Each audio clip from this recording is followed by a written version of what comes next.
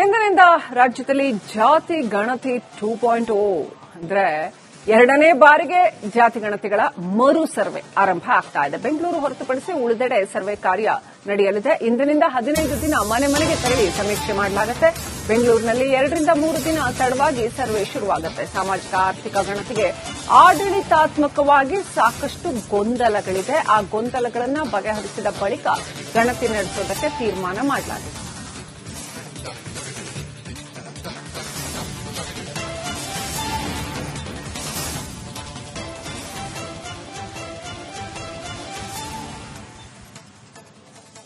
ಜಾತಿ ಗಣತಿ ವಿಚಾರಕ್ಕೆ ಸಂಬಂಧಪಟ್ಟಂತೆ ಇನ್ನಷ್ಟು ಅಪ್ಡೇಟ್ ಕೊಡ್ತಾರೆ ನಮ್ಮ ಪ್ರತಿನಿಧಿ ಅಭಿಷೇಕ್. ಲೈವ್ ಕನೆಕ್ಟ್ ಆಗಿದ್ದಾರೆ. ಅಭಿಷೇಕ್, ಒಂದು ಕಡೆ ಆಡಳಿತಾತ್ಮಕವಾಗಿ ಸಾಕಷ್ಟು ಗೊಂದಲಗಳಿದ್ದಾವೆ, ಬೆಂಗಳೂರಲ್ಲೂ ಕೂಡ ಸಾಕಷ್ಟು ಗೊಂದಲಗಳಿದ್ದಾವೆ. ಜಾತಿ ಗಣತಿ ವಿಚಾರಕ್ಕೆ ಸಂಬಂಧಪಟ್ಟಂತೆ ಏನೆಲ್ಲ ಗೊಂದಲಗಳು, ಆಮೇಲೆ ಈ ಜಾತಿ ಗಣತಿಯ ರೀತಿ ಇದೆಯಲ್ಲ, ಅವ್ರು ಯಾವ ರೀತಿ ಗಣತಿ ಮಾಡ್ತಾರೆ ಅನ್ನುವಂಥದ್ದು, ಅಲ್ಲೂ ಕೂಡ ಸಾಕಷ್ಟು ಕನ್ಫ್ಯೂಷನ್ಸ್ ಇದೆ. ಸೊ ಇವತ್ತು ಅಂತೂ ಇಂತೂ ಆರಂಭ ಆಗ್ತಾ ಇದೆ ಮರು ಸರ್ವೆ. ಯಾವ ರೀತಿಯಲ್ಲಿ ನಡೆದಿದೆ, ಏನೆಲ್ಲ ಗೊಂದಲಗಳಿದ್ದಾವೆ?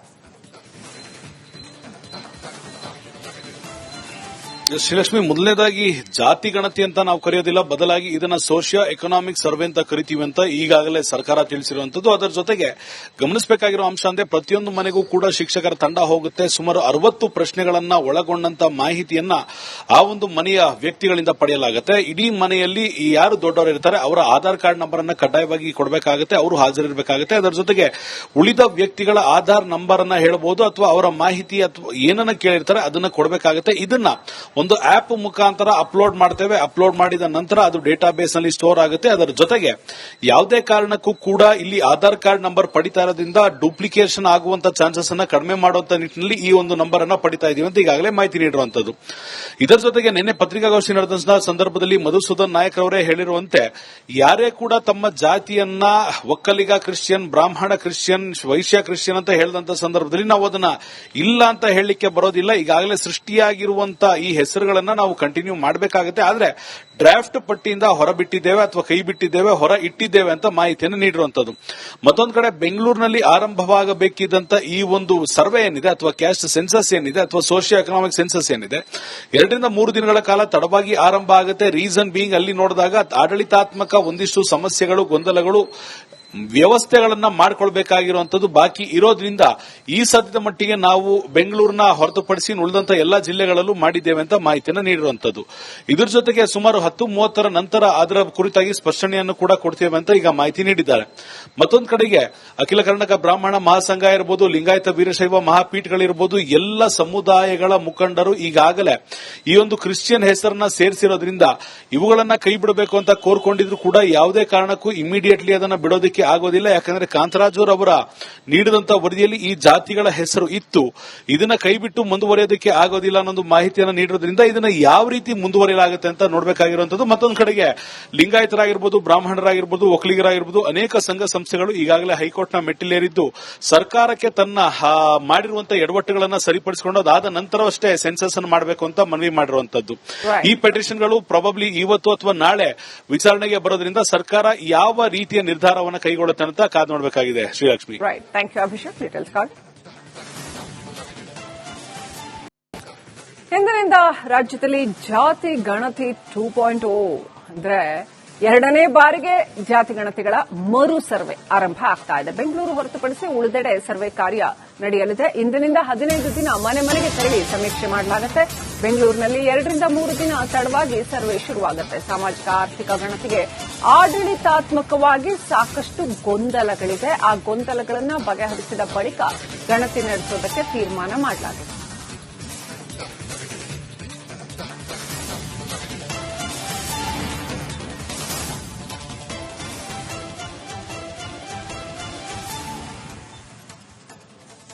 ಜಾತಿ ಗಣತಿ ವಿಚಾರಕ್ಕೆ ಸಂಬಂಧಪಟ್ಟಂತೆ ಇನ್ನಷ್ಟು ಅಪ್ಡೇಟ್ ಕೊಡ್ತಾರೆ ನಮ್ಮ ಪ್ರತಿನಿಧಿ ಅಭಿಷೇಕ್. ಲೈವ್ ಕನೆಕ್ಟ್ ಆಗಿದ್ದಾರೆ. ಅಭಿಷೇಕ್, ಒಂದು ಕಡೆ ಆಡಳಿತಾತ್ಮಕವಾಗಿ ಸಾಕಷ್ಟು ಗೊಂದಲಗಳಿದ್ದಾವೆ, ಬೆಂಗಳೂರಲ್ಲೂ ಕೂಡ ಸಾಕಷ್ಟು ಗೊಂದಲಗಳಿದ್ದಾವೆ. ಜಾತಿ ಗಣತಿ ವಿಚಾರಕ್ಕೆ ಸಂಬಂಧಪಟ್ಟಂತೆ ಏನೆಲ್ಲ ಗೊಂದಲಗಳು, ಆಮೇಲೆ ಈ ಜಾತಿ ಗಣತಿಯ ರೀತಿ ಇದೆಯಲ್ಲ, ಅವ್ರು ಯಾವ ರೀತಿ ಗಣತಿ ಮಾಡ್ತಾರೆ ಅನ್ನುವಂಥದ್ದು, ಅಲ್ಲೂ ಕೂಡ ಸಾಕಷ್ಟು ಕನ್ಫ್ಯೂಷನ್ಸ್ ಇದೆ. ಸೊ ಇವತ್ತು ಅಂತೂ ಇಂತೂ ಆರಂಭ ಆಗ್ತಾ ಇದೆ ಮರು ಸರ್ವೆ. ಯಾವ ರೀತಿಯಲ್ಲಿ ನಡೆದಿದೆ, ಏನೆಲ್ಲ ಗೊಂದಲಗಳಿದ್ದಾವೆ? ಶ್ರೀಲಕ್ಷ್ಮಿ, ಮೊದಲನೇದಾಗಿ ಜಾತಿ ಗಣತಿ ಅಂತ ನಾವು ಕರೆಯೋದಿಲ್ಲ, ಬದಲಾಗಿ ಇದನ್ನ ಸೋಷಿಯೋ ಎಕನಾಮಿಕ್ ಸರ್ವೆ ಅಂತ ಕರಿತೀವಿ ಅಂತ ಈಗಾಗಲೇ ಸರ್ಕಾರ ತಿಳಿಸಿರುವಂತದ್ದು. ಅದರ ಜೊತೆಗೆ ಗಮನಿಸಬೇಕಾಗಿರೋ ಅಂಶ ಅಂದ್ರೆ ಪ್ರತಿಯೊಂದು ಮನೆಗೂ ಕೂಡ ಶಿಕ್ಷಕರ ತಂಡ ಹೋಗುತ್ತೆ. ಸುಮಾರು 60 ಪ್ರಶ್ನೆಗಳನ್ನ ಒಳಗೊಂಡಂತ ಮಾಹಿತಿಯನ್ನ ಆ ಒಂದು ಮನೆಯ ವ್ಯಕ್ತಿಗಳಿಂದ ಪಡೆಯಲಾಗುತ್ತೆ. ಇಡೀ ಮನೆಯಲ್ಲಿ ಯಾರು ದೊಡ್ಡವರು ಇರ್ತಾರೆ ಅವರ ಆಧಾರ್ ಕಾರ್ಡ್ ನಂಬರ್ ಅನ್ನ ಕಡ್ಡಾಯವಾಗಿ ಕೊಡಬೇಕಾಗುತ್ತೆ, ಅವರು ಹಾಜರಿರಬೇಕಾಗುತ್ತೆ. ಅದರ ಜೊತೆಗೆ ಉಳಿದ ವ್ಯಕ್ತಿಗಳ ಆಧಾರ್ ನಂಬರ್ ಅನ್ನ ಹೇಳಬಹುದು ಅಥವಾ ಅವರ ಮಾಹಿತಿ ಅಥವಾ ಏನನ್ನ ಕೇಳಿರ್ತಾರೆ ಅದನ್ನ ಕೊಡಬೇಕಾಗುತ್ತೆ. ಇದನ್ನ ಒಂದು ಆಪ್ ಮುಖಾಂತರ ಅಪ್ಲೋಡ್ ಮಾಡ್ತೇವೆ. ಅಪ್ಲೋಡ್ ಮಾಡಿದ ನಂತರ ಅದು ಡೇಟಾಬೇಸ್ ನಲ್ಲಿ ಸ್ಟೋರ್ ಆಗುತ್ತೆ. ಅದರ ಜೊತೆಗೆ ಯಾವುದೇ ಕಾರಣಕ್ಕೂ ಕೂಡ ಇಲ್ಲಿ ಆಧಾರ್ ಕಾರ್ಡ್ ನಂಬರ್ ಪಡಿತಾ ಇರೋದ್ರಿಂದ ಡೂಪ್ಲಿಕೇಶನ್ ಆಗುವಂತ ಚಾನ್ಸಸ್ ಅನ್ನ ಕಡಿಮೆ ಮಾಡುವಂತ ನಿಟ್ಟಿನಲ್ಲಿ ಈ ಒಂದು ನಂಬರ್ ಅನ್ನ ಪಡಿತಾ ಇದೀವಿ ಅಂತ ಈಗಾಗಲೇ ಮಾಹಿತಿ ನೀಡಿರುವಂತದ್ದು. ಇದರ ಜೊತೆಗೆ ನಿನ್ನೆ ಪತ್ರಿಕಾಗೋಷ್ಠಿ ನಡೆದ ಸಂದರ್ಭದಲ್ಲಿ ಮಧುಸೂದನ್ ನಾಯಕ್ ಅವರೇ ಹೇಳಿರುವಂತೆ ಯಾರೇ ಕೂಡ ತಮ್ಮ ಜಾತಿಯನ್ನ ಒಕ್ಕಲಿಗ ಕ್ರಿಶ್ಚಿಯನ್, ಬ್ರಾಹ್ಮಣ ಕ್ರಿಶ್ಚಿಯನ್, ವೈಶ್ಯ ಕ್ರಿಶ್ಚಿಯನ್ ಅಂತ ಹೇಳಿದಂತ ಸಂದರ್ಭದಲ್ಲಿ ನಾವು ಅದನ್ನ ಇಲ್ಲ ಅಂತ ಹೇಳಲಿಕ್ಕೆ ಬರೋದಿಲ್ಲ. ಈಗಾಗಲೇ ಸೃಷ್ಟಿಯಾಗಿರುವಂತ ಈ ಹೆಸರುಗಳನ್ನ ನಾವು ಕಂಟಿನ್ಯೂ ಮಾಡಬೇಕಾಗುತ್ತೆ. ಆದ್ರೆ ಡ್ರಾಫ್ಟ್ ಪಟ್ಟಿಯಿಂದ ಹೊರಬಿಟ್ಟಿದ್ದೇವೆ ಅಥವಾ ಕೈ ಬಿಟ್ಟಿದ್ದೇವೆ, ಹೊರ ಇಟ್ಟಿದ್ದೇವೆ ಅಂತ ಮಾಹಿತಿಯನ್ನು ನೀಡಿರುವಂತದ್ದು. ಮತ್ತೊಂದು ಕಡೆ ಬೆಂಗಳೂರಿನಲ್ಲಿ ಆರಂಭವಾಗಬೇಕಿದ್ದಂತ ಈ ಒಂದು ಸರ್ವೆ ಏನಿದೆ ಅಥವಾ ಕ್ಯಾಸ್ಟ್ ಸೆನ್ಸಸ್ ಏನಿದೆ ಅಥವಾ ಸೋಷಿಯೋ ಎಕನಾಮಿಕ್ ಸೆನ್ಸಸ್ ಏನಿದೆ 2 ರಿಂದ 3 ದಿನಗಳ ಕಾಲ ತಡವಾಗಿ ಆರಂಭ ಆಗುತ್ತೆ. ರೀಸನ್ ಬೀಯಿಂಗ್ ಅಲ್ಲಿ ನೋಡಿದಾಗ ಆಡಳಿತಾತ್ಮಕ ಒಂದಿಷ್ಟು ಸಮಸ್ಯೆಗಳು, ಗೊಂದಲಗಳು, ವ್ಯವಸ್ಥೆಗಳನ್ನ ಮಾಡಿಕೊಳ್ಬೇಕಾಗಿರುವಂತದ್ದು ಬಾಕಿ ಇರೋದ್ರಿಂದ ಈ ಸದ್ಯದ ಮಟ್ಟಿಗೆ ನಾವು ಬೆಂಗಳೂರಿನ ಹೊರತುಪಡಿಸಿ ಉಳಿದಂತ ಎಲ್ಲಾ ಜಿಲ್ಲೆಗಳಲ್ಲೂ ಮಾಡಿದ್ದೇವೆ ಅಂತ ಮಾಹಿತಿಯನ್ನು ನೀಡಿರುವಂತದ್ದು. ಇದರ ಜೊತೆಗೆ ಸುಮಾರು 10:30 ನಂತರ ಅದರ ಕುರಿತಾಗಿ ಸ್ಪಷ್ಟನೆಯನ್ನು ಕೂಡ ಕೊಡ್ತೇವೆ ಅಂತ ಈಗ ಮಾಹಿತಿ ನೀಡಿದ್ದಾರೆ. ಮತ್ತೊಂದು ಕಡೆಗೆ ಅಖಿಲ ಕರ್ನಾಟಕ ಬ್ರಾಹ್ಮಣ ಮಹಾಸಂಘ ಇರಬಹುದು, ಲಿಂಗಾಯತ ವೀರಶೈವ ಮಹಾಪೀಠಗಳಿರಬಹುದು, ಎಲ್ಲ ಸಮುದಾಯಗಳ ಮುಖಂಡರು ಈಗಾಗಲೇ ಈ ಒಂದು ಕ್ರಿಶ್ಚಿಯನ್ ಹೆಸರನ್ನ ಸೇರಿಸಿರೋದ್ರಿಂದ ಇವುಗಳನ್ನ ಕೈ ಬಿಡಬೇಕು ಅಂತ ಕೋರ್ಕೊಂಡಿದ್ರು ಕೂಡ ಯಾವುದೇ ಕಾರಣಕ್ಕೂ ಇಮಿಡಿಯೇಟ್ಲಿ ಅದನ್ನ ಬಿಡೋದಕ್ಕೆ ಆಗೋದಿಲ್ಲ. ಯಾಕಂದ್ರೆ ಕಾಂತರಾಜು ಅವರ ನೀಡಿದಂತ ವರದಿಯಲ್ಲಿ ಈ ಜಾತಿಗಳ ಹೆಸರು ಇತ್ತು, ಇದನ್ನ ಕೈಬಿಟ್ಟು ಮುಂದುವರಿಯೋದಕ್ಕೆ ಆಗೋದಿಲ್ಲ ಅನ್ನೊಂದು ಮಾಹಿತಿಯನ್ನು ನೀಡಿರೋದ್ರಿಂದ ಇದನ್ನ ಯಾವ ರೀತಿ ಮುಂದುವರಿಯಲಾಗುತ್ತೆ ಅಂತ ನೋಡಬೇಕಾಗಿರುವಂತದ್ದು. ಮತ್ತೊಂದು ಕಡೆಗೆ ಲಿಂಗಾಯತರಾಗಿರ್ಬೋದು, ಬ್ರಾಹ್ಮಣರಾಗಿರ್ಬೋದು, ಒಕ್ಕಲಿಗರಾಗಿರ್ಬೋದು ಅನೇಕ ಸಂಘ ಸಂಸ್ಥೆಗಳು ಈಗಾಗಲೇ ಹೈಕೋರ್ಟ್ನ ಮೆಟ್ಟಿಲೇರಿದ್ದು ಸರ್ಕಾರಕ್ಕೆ ತನ್ನ ಮಾಡಿರುವಂತಹ ಎಡವಟ್ಟುಗಳನ್ನ ಸರಿಪಡಿಸಿಕೊಂಡು ಅದಾದ ನಂತರವಷ್ಟೇ ಸೆನ್ಸಸ್ ಅನ್ನು ಮಾಡಬೇಕು ಅಂತ ಮನವಿ ಮಾಡಿರುವಂತದ್ದು.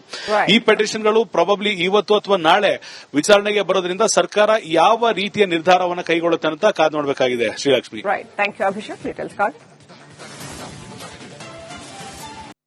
ಕೂಡ ಯಾವುದೇ ಕಾರಣಕ್ಕೂ ಇಮಿಡಿಯೇಟ್ಲಿ ಅದನ್ನ ಬಿಡೋದಕ್ಕೆ ಆಗೋದಿಲ್ಲ. ಯಾಕಂದ್ರೆ ಕಾಂತರಾಜು ಅವರ ನೀಡಿದಂತ ವರದಿಯಲ್ಲಿ ಈ ಜಾತಿಗಳ ಹೆಸರು ಇತ್ತು, ಇದನ್ನ ಕೈಬಿಟ್ಟು ಮುಂದುವರಿಯೋದಕ್ಕೆ ಆಗೋದಿಲ್ಲ ಅನ್ನೊಂದು ಮಾಹಿತಿಯನ್ನು ನೀಡಿರೋದ್ರಿಂದ ಇದನ್ನ ಯಾವ ರೀತಿ ಮುಂದುವರಿಯಲಾಗುತ್ತೆ ಅಂತ ನೋಡಬೇಕಾಗಿರುವಂತದ್ದು. ಮತ್ತೊಂದು ಕಡೆಗೆ ಲಿಂಗಾಯತರಾಗಿರ್ಬೋದು, ಬ್ರಾಹ್ಮಣರಾಗಿರ್ಬೋದು, ಒಕ್ಕಲಿಗರಾಗಿರ್ಬೋದು ಅನೇಕ ಸಂಘ ಸಂಸ್ಥೆಗಳು ಈಗಾಗಲೇ ಹೈಕೋರ್ಟ್ನ ಮೆಟ್ಟಿಲೇರಿದ್ದು ಸರ್ಕಾರಕ್ಕೆ ತನ್ನ ಮಾಡಿರುವಂತಹ ಎಡವಟ್ಟುಗಳನ್ನ ಸರಿಪಡಿಸಿಕೊಂಡು ಅದಾದ ನಂತರವಷ್ಟೇ ಸೆನ್ಸಸ್ ಅನ್ನು ಮಾಡಬೇಕು ಅಂತ ಮನವಿ ಮಾಡಿರುವಂತದ್ದು. ಈ ಪೆಟಿಷನ್ಗಳು ಪ್ರಾಬಬ್ಲಿ ಇವತ್ತು ಅಥವಾ ನಾಳೆ ವಿಚಾರಣೆ ಬರೋದ್ರಿಂದ ಸರ್ಕಾರ ಯಾವ ರೀತಿಯ ನಿರ್ಧಾರವನ್ನು ಕೈಗೊಳ್ಳುತ್ತೆ ಅಂತ ಕಾದು ನೋಡಬೇಕಾಗಿದೆ. Srilakshmi, thank you Abhishek. Details card